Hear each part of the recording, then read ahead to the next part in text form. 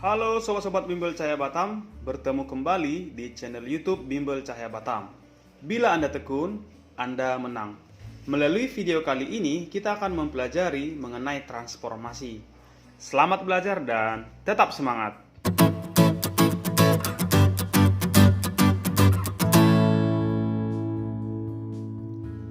Transformasi artinya perubahan posisi, arah atau ukuran sebuah objek.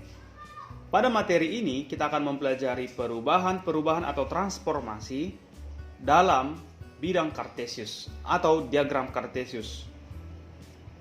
Jenis dari transformasi ada 4. Yang pertama, translasi atau pergeseran. Kedua, refleksi atau pencerminan. Ketiga, rotasi atau perputaran. Yang keempat atau terakhir, dilatasi ataupun perbesaran atau perkecilan. Pada video kali ini khusus kita mempelajari mengenai translasi atau pergeseran. Jenis pertama, transformasi merupakan translasi atau pergeseran. Translasi merupakan perubahan objek dengan cara menggeser objek dari satu posisi ke posisi lainnya dengan jarak tertentu. Rumusnya bisa kalian lihat pada layar. Rumus tersebut bisa kita baca atau artinya koordinat titik P pada XY ditranslasikan sejauh A satuan ke kanan dan B satuan ke atas, menghasilkan titik koordinat baru P aksen atau X aksen, Y aksen.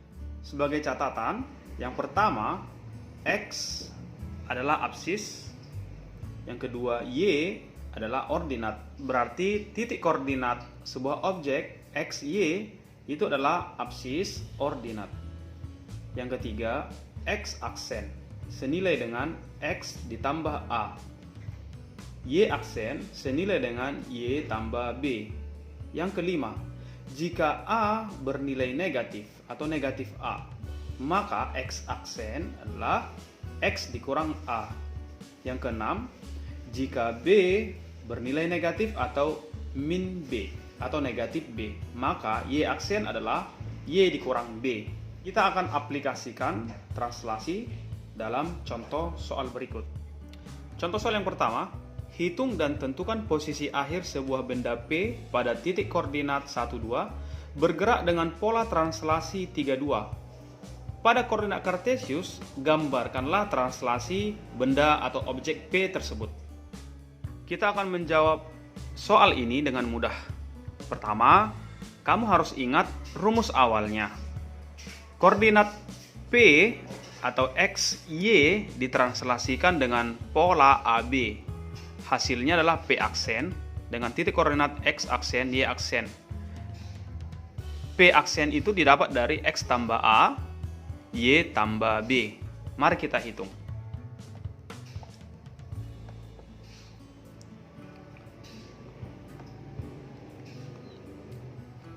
P dengan titik koordinat 12 ditranslasikan dengan pola translasi 32. Berarti P aksen adalah 1, ya X-nya 1 ditambah dengan A3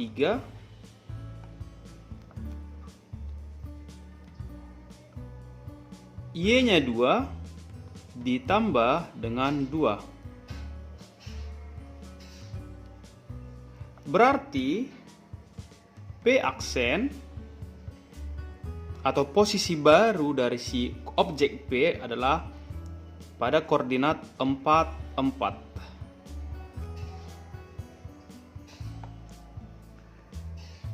Sangat mudah bukan? Saya ulangi sekali lagi. Objek P awalnya pada koordinat 12 ditranslasikan dengan pola translasi 32. P aksen 1 tambah 3, ini X tambah A, 1 tambah 3, Y tambah B, 2 tambah 2. Jadi posisi akhir dari P adalah pada koordinat 4, 4. Gambarnya sebagai berikut.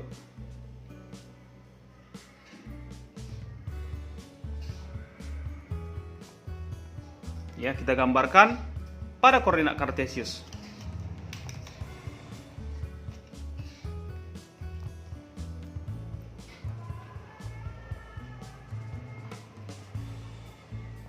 Ini sumbu Y,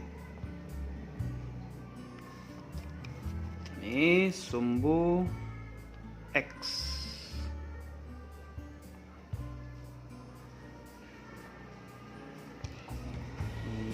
Ini sumbu Y yang tegak lurus, sedangkan yang datar sumbu X. Kita gambarkan posisi semula dari titik P 1, 2. 1, 2. Jadi teman-teman menggunakan buku petak agar lebih mudah. Jadi kita bisa melihat tanpa menghitung-hitungnya, ini 1, 2, 3, 4, sedangkan Y-nya titik pada sumbu Y, titik 1, 2, 3, 4 ke atas positif, ke kanan positif, ke kiri negatif, ke bawah juga negatif. Ini titik P 1, 2 ditranslasikan dengan pola 3/2, berarti ke kanan sebanyak 3, 1, 2, 3, ke atas sebanyak 2, berarti posisi titik P setelah ditranslasikan dengan pola 3, 2 adalah di 4, 4. Ini P aksen 4, 4. Jadi ketika teman-teman ingin mengaplikasikannya dalam kehidupan sehari-hari, ya seperti ini, ke kanan bergerak sebanyak 3 langkah, ke atas bergerak sebanyak 2 langkah. Boleh dibuat garis putus-putusnya.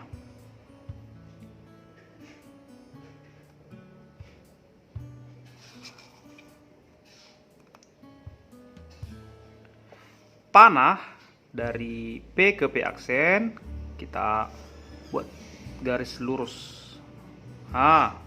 Jadi sangat mudah kan untuk soal yang pertama. Untuk soal yang kedua, kita akan mentranslasikan hasil dari translasi. Bagaimana caranya? Simak terus video ini. Untuk soal nomor 2, kalian bisa perhatikan pada layar.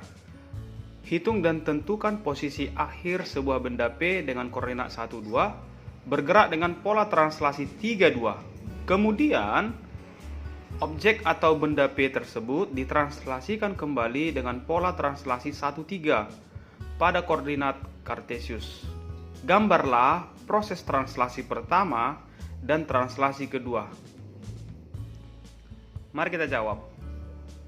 Kalian harus paham, jika sebuah hasil translasi ditranslasikan kembali atau gambarannya seperti ini.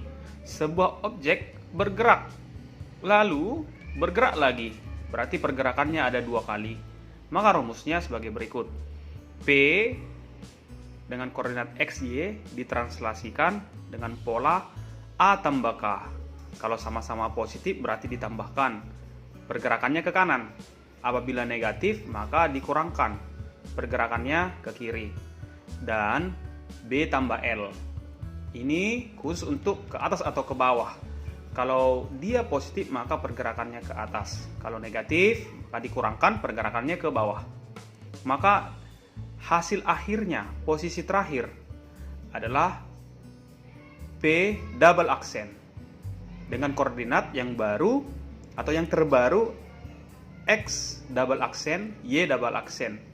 Dengan rumus P double aksen tadi X tambah A tambah K, Y tambah B tambah L. Supaya lebih mantap, mari kita masukkan angka-angkanya. Nomor 2, kita perhatikan rumusnya di layar. Kita masukkan angka-angkanya. Posisi P pertama sekali di koordinat 1, 2. Jadi ini kelanjutan dari soal yang pertama kalau kalian simak. Pola translasinya yang pertama 3, 2, lalu yang kedua 1, 3. Maka translasi 1, 2-nya adalah 3 tambah 1 dan 2 tambah 3.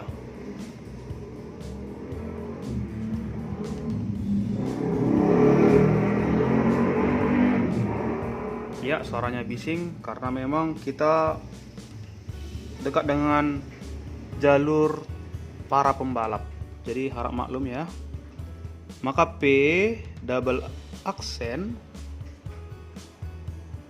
1, X-nya tadi 1 tambah 3 tambah 1. Pergerakan pertama 3 ke kanan, 1 lagi ke kanan. Untuk ke atas bawah kita lihat Y-nya 2 ditambah 2 berarti ke atas, tambah lagi 3 ke atas juga, berarti pergerakannya ke kanan lagi, ke atas lagi. Maka P double aksen atau posisi terbaru atau terkini adalah 5, 1 tambah 3 tambah 1 5, 7, 2 tambah 2 tambah 3 7. Maka posisi terbaru dari objek P adalah pada koordinat 5 7. Kita akan gambarkan segera. Kalian boleh lihat diagram kartesius telah tersedia, maka kita tuliskan posisi awal atau posisi P di 1 2. Ini P atau pertama sekali posisi objek P pada koordinat 1 2. Lalu translasi pertama 3 2, berarti 3 ke kanan, 2 ke atas sini. Ini P aksen. P aksen 4 4. Contoh soal pertama boleh kalian lihat kembali. Lalu ditranslasikan lagi 1 3, berarti ke kanan 1, ke atas 3, 1 2 3. Nah, inilah P double aksen 5 7. Kita hitung 1 2 3 4 5, ke atas 1 2 3 4 5 6 7, berarti pas. Posisi terbaru objek tersebut adalah di 57 dengan translasi 3 2 1 3. Jadi 2 kali translasi. Kalau dia digambarkan pergerakannya dengan panah secara langsung,